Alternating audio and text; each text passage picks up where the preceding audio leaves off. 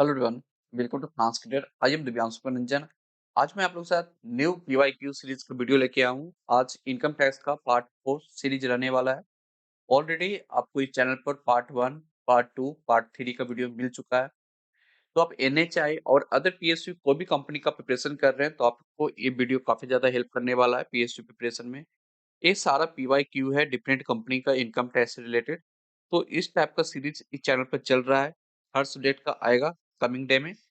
तो आपको ये सीरीज अच्छा लग रहा है तो वीडियो को लाइक कीजिए और चैनल को सब्सक्राइब करिए और दोस्तों के पास शेयर कीजिए। और आप कोई भी पीएसयू का प्रिपरेशन कर रहे हैं like NHI accountant, NPCL, NHI का डिप्टी मैनेजर, बीडीएल का, एमएसटीसी का, तो हमारे वेबसाइट फ्रांसक्रेडिट पे विजिट करके आप अपना प्रिपरेशन कर सकते हैं। यहाँ पर हर पीएसयू का कोर्स अवेलेबल है। कोर्स में आपको मिल जाएगा एग्जाम ओरिएंटेड वीडियो लेक्चर मिलेगा for professional knowledge, chapter wise MCQ मिलेगा for GK, GS, reasoning, quantitative aptitude, professional knowledge का नोट्स मिल जाएगा, प्रोफेशनल नॉलेज का मॉक टेस्ट सीरीज बनाया हुआ रहता है टोटल पेपर पैटर्न की बेसिस पर। जिस टाइप का एग्जाम में आपको पेपर पैटर्न आता है उसी के बेस पर मॉक टेस्ट बनाया हुआ रहता है। और आपको 100 plus PSU previous year question paper भी मिल जाएगा। तो फ्रेंड, आप कोई भी पीएसयू का प्रिपरेशन कर रहे हैं तो आज ही फिनांस के लिए पे विजिट करके आप अपना प्रिपरेशन कर सकते हैं। यहाँ पर हर कंपनी का कोर्स अवेलेबल है। तो कोर्स और वेबसाइट का लिंक आपको वीडियो का डिस्क्रिप्शन बॉक्स में मिल जाएगा। जैसा कि देख सकते हैं कि एनएचआई का डिफरेंट टाइप का कोर्स अवेलेबल है। एनएचआई का deputy manager finance and accounts का डिफरेंट टाइप का कोर्स अवेलेबल है। तो आप कोई भी पीएसयू का प्रिपरेशन कर रहे हैं तो आज ही फाइनेंस पे विजिट करिए और अपना प्रिपरेशन स्टार्ट कर सकते हैं। यदि आपको सिंगल कोर्स चाहिए जिससे आपका हर कंपनी का प्रिपरेशन हो जाए, फाइनेंस करियर पावर पैक से अवेलेबल है। इस कोर्स को परचेज करते हैं तो आपको हर कंपनी का प्रिपरेशन हो जाएगा सिंगल कोर्स से।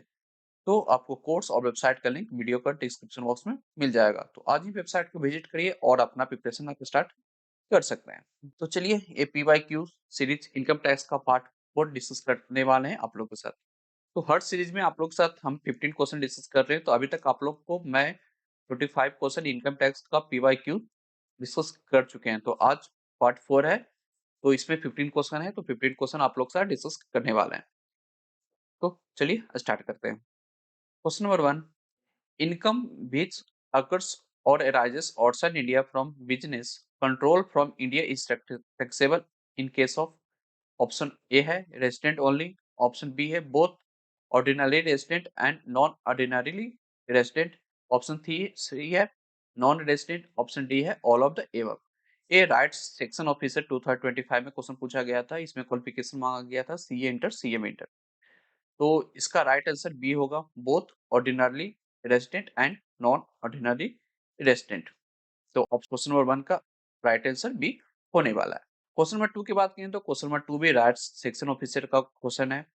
Section dash of the income tax act 1961 provide deduction in respect of interest on loan taken for higher education.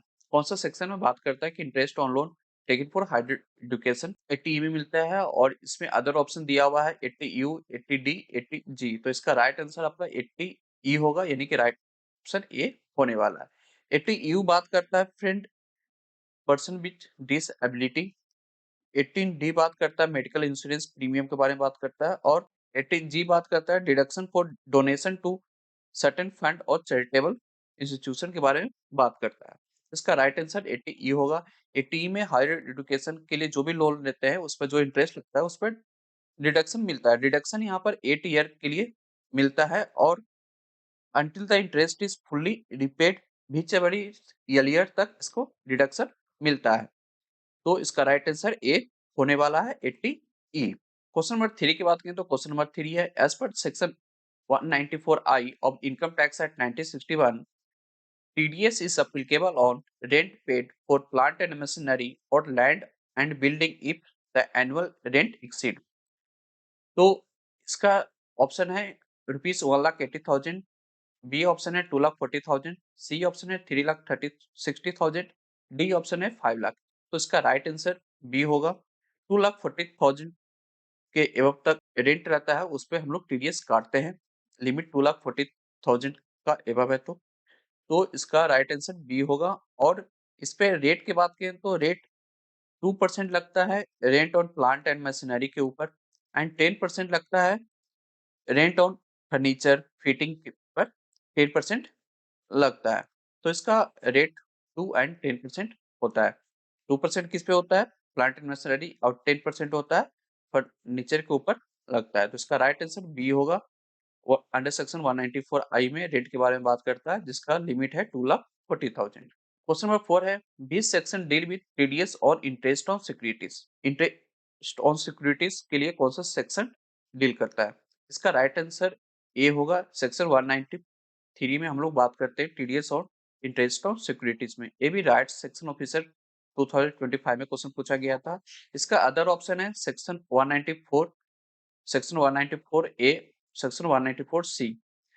तो इसका राइट आंसर ए ही होगा। 194 बात करता है फ्रेंड टीडीएस और डिविडेंड के बारे में बात करता है। 194 ए बात करता है टीडीएस और इंटरेस्ट अदर देन सिक्योरिटीज के बारे में बात करता है।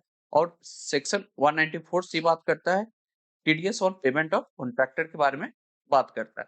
तो TDS on interest on securities का राइट आंसर होगा सेक्शन 193 में इंटरेस्ट ऑन सिक्योरिटीज का टीडीएस कटता है। क्वेश्चन नंबर 5 की बात करें तो mister A withdraw rupees 80,000 from recognised provident fund after completion of service of 8 year. Amount of TDS on such payment would be. कितना इसका टीडीएस होगा? इसका टीडीएस पहले ऑप्शन देख लेते हैं। ऑप्शन ए है 8,000, ऑप्शन बी है 4,000, ऑप्शन सी है नील, ऑप्शन डी है नन ऑफ द एबव। इसका राइट आंसर सी होगा, नील। ये क्यों होगा? इसका रीजन है फ्रेंड कि यदि कोई भी सर्विस इक्वल और मोर देन 5 ईयर के ज्यादा सर्विस करते हैं तो उसको फुल्ली एग्जेम्प्ट मिल जाता है। और यदि सर्विस 5 ईयर से कम है तो वो टैक्सेबल हो जाता है और उस पर टीडीएस भी अप्लाई हो सकता है। तो इसका राइट आंसर सी होगा, क्योंकि मिस्टर ए है जो सर्विस मोर देन 5 ईयर तक की है, यानी कि 8 ईयर तक की है। तो इसका राइट आंसर सी होने वाला है। क्वेश्चन नंबर 6 की बात करें तो क्वेश्चन नंबर 6 है, mister B has a saving account with ICI bank on which he earned an interest of rupees 15,000 during the year. Such interest would be liable to deduction of tax amounting to। उस पर कितना tax लगेगा? तो option A है 1500, option B है 750, option C है 1000 and option D है नील। तो इसका राइट आंसर आपका नील होगा। 194 ए में बात करता है TDS on interest other than securities के बारे में बात करता है। तो सेविंग बैंक अकाउंट में जो भी इंटरेस्ट अर्न होता है उस पर टीडीएस नहीं लगता है।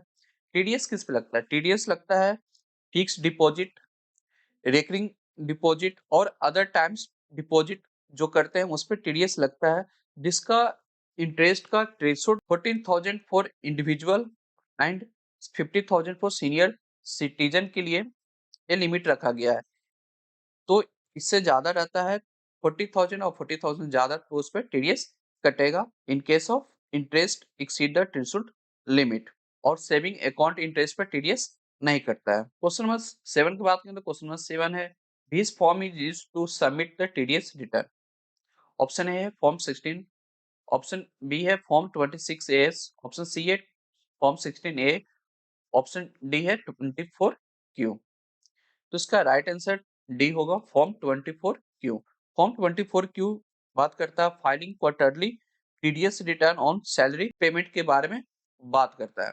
और फॉर्म 16 क्या बात करता है? फॉर्म 16 बात करता है सर्टिफिकेट जो इशू होता है employ showing TDS deducted of salary, जो एम्प्लॉयर एम्प्लॉय को देता है।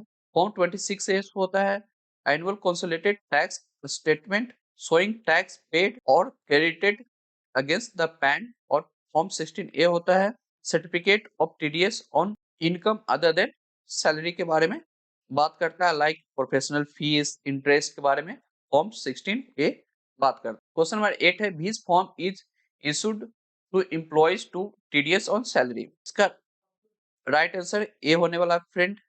फॉर्म 16 है जो इशू किया जाता है, एम्प्लॉयर इशू करता है एम्प्लॉय को जो टीडीएस काटते हैं उसका। और इसमें एक ऑप्शन फॉर्म 16A बता दिया आपको, फॉर्म 26A क्या होता है वो बता दिया। इसमें एक अदर ऑप्शन है सी, फॉर्म 26Q होता है quarterly TDS return for payment other than salary के बाद बारे में बात करता है। क्वेश्चन नंबर 9 की बात करें तो क्वेश्चन नंबर 9 है, मैट स्टैंड फॉर, मैट का क्या फुल फॉर्म है? मैट का फुल फॉर्म होता है फ्रेंड मिनिमम अल्टरनेट टैक्स होता है। ये हम लोग सेक्शन 115JB में पढ़ाई करते हैं और इस पर रेट लगता है 15% ऑफ बुक प्रॉफिट पर मैट का रेट लगता है, यानी कि 15%। और सेक्शन 115 जेबी में बात करते हैं। तो आपको रेट भी याद करना है, मैट का कितना रेट है और सेक्शन कौन सा सेक्शन में मैट आता है। ये सारा क्वेश्चन आपको राइट्स का था, क्वेश्चन नंबर 9 तक। अब आपके साथ मैं डिस्कस करने वाला हूँ एनएचपीसी सीनियर अकाउंटेंट 2025 में एग्जाम हुआ था, उसमें एक सारा क्वेश्चन पूछा गया था। तो क्वेश्चन नंबर 10 है, minimum alternate tax is imposed on. Option A है private limited companies only, partnership firm, all companies. Option D है पब्लिक लिमिटेड कंपनीज ओनली। तो इसका राइट आंसर सी होगा, ऑल कंपनीज पर मैट अप्लाई होता है। Question 11 है, which of the following statement is not true regarding the minimum alternate tax. कौन सा स्टेटमेंट है जो करेक्ट नहीं है? तो ऑप्शन ए है the basic MAT rate for company is 15% of book profit plus any applicable surcharge and cess. A right है। Option number B है a foreign company not filing under explanation 4 of section 115 JB shall never be liable to pay minimum alternate tax। A right answer होने वाला है क्योंकि ये statement wrong है। Option C के बात करें तो companies that have opted for a special tax rate under section 115 BAA और section 115 BAB are exempt from paying tax. A भी ट्रू स्टेटमेंट है। ऑप्शन नंबर डी है if the company normal tax liability including the surcharge and cess is less than 15% of its book profits, it will be liable to pay higher amount which will be the MAT। ये भी true statement है। तो इसका right answer B होने वाला है। A company a foreign company not filing under explanation 4 of section 115 J which shall never be liable to pay minimum alternate tax। तो इसका राइट आंसर बी होगा क्वेश्चन नंबर 11 का। ये भी एनएचपीसी का सीनियर अकाउंटेंट के एग्जाम में पूछा गया था।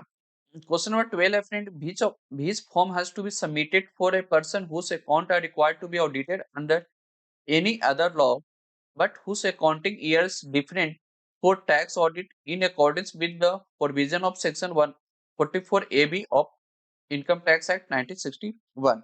कौन सा फॉर्म है जो सबमिट किया जाता है जिसका अकाउंट ऑडिट होता है under any other law but उसका अकाउंटिंग ईयर डिफरेंट होता है for tax audit according with provision of section 44 AB of the income tax act 1961। इसका ऑप्शन दिया हुआ है form 3CA and 3CD rule 6 under rule 6G। B option है form 3CD and 3CB rule 6G2। Option C है form 3CB under rule 6G। Option D है form 3 under rule 5412। तो इसका right answer A होगा friend, form 3CA and 3CD under rule 6G। Form 3CA and 3CD कब use किया जाता है? When SSC accounts are already audited under any law. जब उसका अकाउंट ऑलरेडी ऑडिट हो जाता है कोई भी लॉ में, like companies act, societies act, कोई भी एक्ट में, तो form 3CA and 3CD use किया जाता है अंडर रूल 6G में। फॉर्म 3CA बात करता है ऑडिट रिपोर्ट के बारे में, बात करता है referring to the statutory audit. Form 3CD बात करता है statement of particular required under income tax के बारे में बात करता है। फॉर्म 3CD एंड CB कब यूज किया जाता है? When assessee accounts are not audited under any law. जब उसका अकाउंट ऑडिट नहीं किया जाता है कोई भी लॉ में, तब हम लोग form 3CD and 3B use करते हैं। तो 3B बात करता है independent audit report under income tax act के बारे में बात करता है। एंड 3CD ऑलरेडी बता दिया कि statement of particular required under income tax के बारे में करता है। तो 12 का राइट आंसर ये होगा form 3CA and 3CD under rule 6G। Question number 13 की बात करें तो क्वेश्चन नंबर 13 है, what is the amount of deduction available to the person with the disability of 80% under section 80U of the income tax act. Option है rupees 1,25,000, option B है 2 lakh, option C है 75,000, option D है 1,50,000। तो इसका right answer A होगा 1,25,000। 40% disability होता है तो इसका लिमिट है 75,000 का, और यदि 80% डिसेबिलिटी है तो इसका लिमिट होता है 1,25,000 का। तो इसका डिडक्शन होगा 1,25,000 क्योंकि 80% डिसेबिलिटी है। तो इसका राइट आंसर ए होने वाला है। क्वेश्चन नंबर 14 है, who is responsible for collecting tax deducted at sources from various source of income? कौन रिस्पांसिबल है टीडीएस कलेक्ट करने के लिए? ऑप्शन ए है चार्टर्ड अकाउंटेंट, ऑप्शन बी है बैंक, ऑप्शन सी है टैक्स पेयर, ऑप्शन डी है डिडक्टर। ऑप्शन डी इसका राइट आंसर होने वाला deductor. Deductor is responsible for collect the TDS. Last question है, what is the term used for document issued by employer to employ showing the salary and tax deduction? कौन सा term use किया जाता है जब employer employ को show करता है सैलरी एंड टैक्स डिडक्शन? तो वो लोग फॉर्म 16 में शो करते हैं। तो इसका राइट आंसर डी होने वाला है, फॉर्म 16। और इसमें ऑप्शन, अदर ऑप्शन की बात करें तो अदर ऑप्शन था टैक्स रिपोर्ट ए नहीं होगा, बैंक स्टेटमेंट ए भी नहीं होगा, टैक्स इनवॉइस ए भी नहीं होगा। तो इसका राइट आंसर डी होने वाला ए, एनएफएल असिस्टेंट अकाउंट्स 2024 में क्वेश्चन पूछा गया था। तो ये आज आप लोग के साथ 15 क्वेश्चन डिस्कस किया पार्ट 4 में भी। तो इसी टाइप का आपको अदर सब्जेक्ट का भी सीरीज आने वाला है। इनकम टैक्स का 1 सीरीज और आएगा, पार्ट 5 आ जाएगा। तो आप कोई भी पीएसयू का प्रिपरेशन कर रहे हैं तो आपको ए सीरीज को देखना है। इससे आपको हेल्प होगा किस टाइप का क्वेश्चन पूछा जाता है, फ्यूचर में किस टाइप का क्वेश्चन पूछा जाएगा और आपको कैसा प्रिपरेशन करना चाहिए।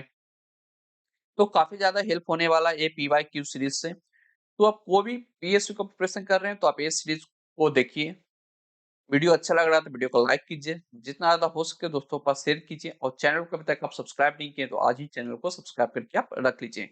और बता दूं कि ये पीडीएफ उनको मिलेगा जो फाइनेंस करियर से कोर्स परचेस किए हैं, तो उनको कोर्स में ये सारा पीडीएफ मिल जाएगा। और आप कोई भी पीएसयू का प्रिपरेशन करना चाहते हैं तो हमारी वेबसाइट financecare.in से कर सकते हैं। financecare.in पर हर पीएसयू का कोर्स अवेलेबल है। कोर्स और वेबसाइट का लिंक आपको वीडियो को डिस्क्रिप्शन बॉक्स में मिल जाएगा। तो चलिए मिलते हैं नेक्स्ट पीवाईक्यू सीरीज के साथ। Thank you.